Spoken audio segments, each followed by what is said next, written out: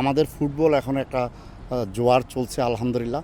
সিঙ্গাপুরে এত বেশি বাংলাদেশি আছে যারা আসলে সবাই খেলা দেখতে চায়, কিন্তু সিঙ্গাপুর ফুটবল ফেডারেশন সেই টিকিট আমাদের জন্য অ্যালটমেন্ট করেনি। না, আসলেই দীর্ঘদিন যাবতই তো আমরা ফুটবলের সাথে জড়িত, ছাত্র জীবন থেকেই খেলাধুলার সাথে জড়িত। এরপরে সংগঠকের পরে ফুটবলের শীর্ষ পর্যায়ে বাফুফে কাজ করতে এসেছি। তো আমি মনে করি এটা আমার একটা নৈতিক দায়িত্ব, বাংলাদেশের ফুটবলকে এগিয়ে নেওয়ার জন্য। এএফসি কোয়ালিফাইং খেলায় বাংলাদেশ ফুটবল জাতীয় ফুটবল দল অনেকগুলো গেম করেছে, শিলংয়ে খেলেছে, সেখানেও আমরা গিয়েছি।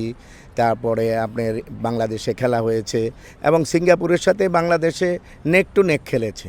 এই জন্য আমি মনে করি যে প্লেয়ারদেরকে উৎসাহ দেওয়া, তাদের মনোবল বৃদ্ধি করা, সর্বোপরি জাতীয় একটা ভালো কিছু অর্জনের জন্য তাদেরকে ইন্সপিরেশন দেওয়ার জন্যই নিজের নৈতিক দায়িত্ব হিসাবেই এই সিঙ্গাপুরে এসেছি।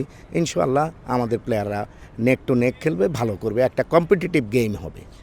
প্লেয়ারদের সাথে ওদের আসলে তারা যে ভিয়েতনাম খেলেছিল সেটা একটা প্র্যাকটিস প্রীতি ম্যাচ ছিল, তারপরেও তারা সিরিয়াসলি খেলেছে। আপনারা জানেন যে ভিয়েতনাম আমাদের র্যাঙ্কিংয়ের চেয়ে অনেক উপরে, তারপরেও তারা সুন্দরভাবে খেলেছে এবং তারা আশা করে যে তাদের কোনো হারানো মনোবল যে হারিয়ে গিয়েছে এরকম কিছু না। তারা সিঙ্গাপুরের সাথে বাংলাদেশের মাটিতে খেলেছে, তারা আশা করে যে আরও ভালোভাবে তারা খেলতে পারবে।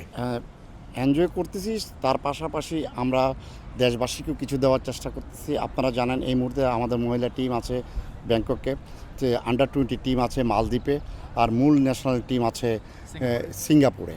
তো আমাদের ফুটবল এখন একটা জোয়ার চলছে আলহামদুলিল্লাহ। আমরা সিঙ্গাপুরের সাথে বাংলাদেশের মাটিতে যেভাবে খেলেছি, আশা করি তার একটা জবাব ইনশাল্লাহ আমরা দিব। আমরা যেহেতু ওই ম্যাচটাকে আমরা লাস্ট মুহূর্তে গিয়া আমরা হেরেছি। তো আমাদের সাথে সিঙ্গাপুরের সাথে ডিফারেন্সটা আমি বলবো যে এই ডিফারেন্স এটা তেমন একটা ম্যাটার করে না, এটা আমার দৃষ্টিতে। আলহামদুলিল্লাহ আমাদের প্লেয়াররা যদি সুস্থ থাকে আশা করি আমরা একটা ভালো প্রত্যাশার রেজাল্ট পাবো ইনশাআল্লাহ। না আমরা হ্যাঁ এটা অবশ্যই আমাদের নতুন যে কমিটি আছে বাংলাদেশ ফুটবল ফেডারেশনের প্রেসিডেন্ট আমাদের সবাইকে নিয়ে যেভাবে কাজ করতেছেন এবং এক একজনকে এক এক জায়গায় দায়িত্ব দিয়েছেন। এই মুহূর্তে 3টা জোনে খেলা চলতেছে, সবাই সব জায়গায় যাচ্ছে। আরও অনেক আমাদের ফুটবল ফেডারেশনের আরও অনেক কর্মকর্তারা আসতেছেন, কেউ আবার মালদ্বীপ যাবেন, কেউ আবার ব্যাংকক যাবেন, সবাই আমরা ভাগ করে নিছি। আর আমি অ্যাজ এ টিম লিডার হিসেবে তো এখানে তো আমাকে তো আসতেই হবে।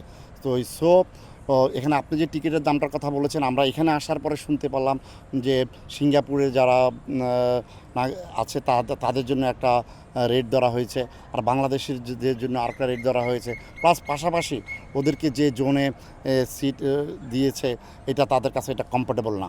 তো আমি চাবো যে আমরা সব কিছু শোনার পরে আমাদের প্লেয়াররাও ইতিমধ্যে হয়তো শুনেছে, দর্শকরা মাঠে আছে, প্র্যাকটিস দেখতেছে। তো আশা করি আমরা একটা আল্লাহ যদি আমাদের সহায় থাকে, পাশাপাশি আমাদের ফুটবল প্লেয়ারদের ভিতরে যে উজ্জীবিত দেখেছি আজকে আমরা আসার পরে, আমি আর হ্যাপি ভাই বিশেষ করে, আমরা নেমেই কিন্তু আমরা দেরি করিনি, সরাসরি মাঠে চলে আসছি আমরা। তো আশা করি আমাদের টিম আগামীকালকে 31 তারিখে ভালো খেলবে, সে প্রত্যাশা করতেছি এবং দেশবাসীর কাছেও দোয়া চাই আমাদের টিম যেন ভালো খেলে, আমরা একটা ভালো রেজাল্ট নিয়ে দেশে ফিরতে পারি। আসলে এটা সিঙ্গাপুর ফুটবল ফেডারেশনের ডিসিশন, যেহেতু তারা হোম টিম। আমরা আমাদের এখানে অনেক প্রবাসী বাংলাদেশি, কর্মজীবী বাংলাদেশি যারা এখানে আর্ন করে বাংলাদেশের অর্থনীতির চালিকা শক্তি চালায়। তো তাদের একটা ইচ্ছা, মনোবল দেওয়ার জন্য প্লেয়ারদেরকে যে মাঠে গিয়ে তারা খেলা দেখবে। কিন্তু টিকিট মাত্র বাংলাদেশের জন্য 6,000 টিকিট অ্যালটমেন্ট করা হয়েছে, সেই 6,000 টিকিট অলরেডি শেষ হয়ে গেছে। তো সিঙ্গাপুরে এত বেশি বাংলাদেশি আছে যারা আসলে সবাই খেলা দেখতে চায়, কিন্তু সিঙ্গাপুর ফুটবল ফেডারেশন সেই টিকিট আমাদের জন্য অ্যালটমেন্ট করেনি। আমরা চেষ্টা করতেছি, কথা বলতেছি, জানি না কতটুকু ওভারকাম করতে পারবো। তারপরেও টিভিতে খেলা হবে, ইনশাআল্লাহ আমাদের প্লেয়াররা অনুপ্রাণিত হবে।